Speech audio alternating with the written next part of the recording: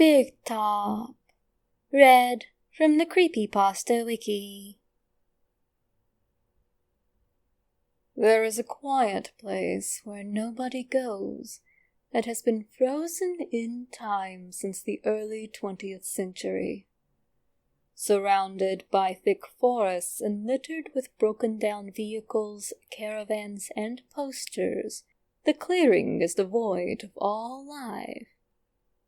Yet, at the center of the clearing is a big top-style tent in the traditional red and white striped patterns of the circuses of old. Several flags blow in the often cold air. During the hours of daylight, the place is silent, save for the sounds of birds in the surrounding trees or the crunching of dirt beneath one's feet. Entering the big top, one can see rows of empty seats and a large open space where performers of old would have given the audience a spectacular show. Equipment once used by acrobats swing from the top of the tent, and a stand remains in the center, covered in dust. Once the place where great beasts such as elephants would perform their tricks.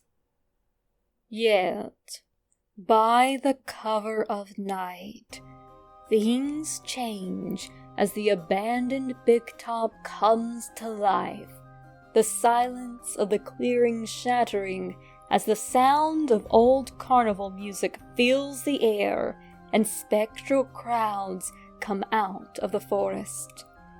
They flood into the tent as skeletal figures on stilts take tickets and strange malformed creatures juggle and ride unicycles.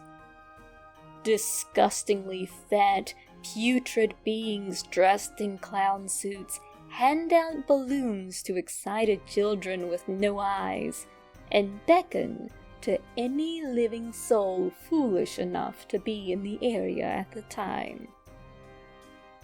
If one enters the big top, they are directed to sit down in the crowd, the whole place buzzing with activity as headless attendants hand out buckets of popcorn and candy floss to the crowds. The smell of death, urine, and animal musk dominates the entire area. Trying to get up results in being shoved back into one's seat. Resistance only causes several of those fat clown creatures to sit around you like spectral bouncers. The show, as they say, must always go on. Indeed, what a show it is, too. A ringmaster appears in a tattered red suit with a top hat and a long whip, his face covered in scars and eyes rolled back into his head as he speaks gibberish to the crowds, who cheer and clap. Acrobats swing across the big top with disturbing movements, not unlike rag dolls. At the same time, a parade of malnourished horses go in circles around the stage. On their backs ride what appear to be extremely thin women with revealing costumes and burlap sacks wrapped around their heads.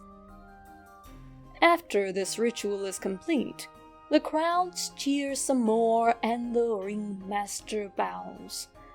More gibberish flows from his mouth as he cracks his whip against the stand. It is then that the sound of heavy footsteps enter the big top as a pure white elephant enters and gives a mighty trumpet with its trunk. The beast would be strikingly beautiful had its thick skin not been covered in deep scars, some of which had not healed properly and thus gave way to noticeable infection. The great elephant makes its way to the stand and goes up onto its hind legs.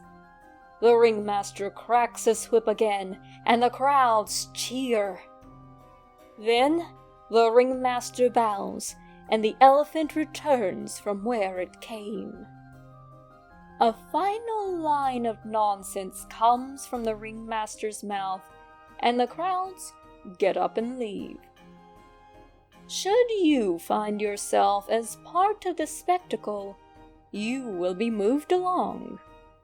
Should you be unwilling or unable to move, those fat clowns will be sure to help you on your way.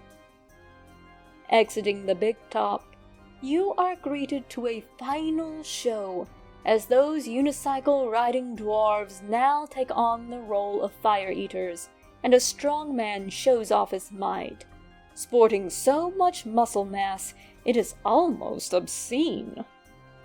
Finally, you are approached by one of the skeletal figures on stilts.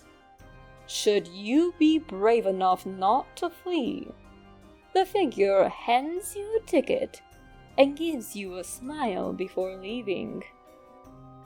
That is when you should also think of leaving, for by the time the sun rises again, the crowds will have returned to the forest, and the big top will once again be empty as the morning birds begin to play their tune.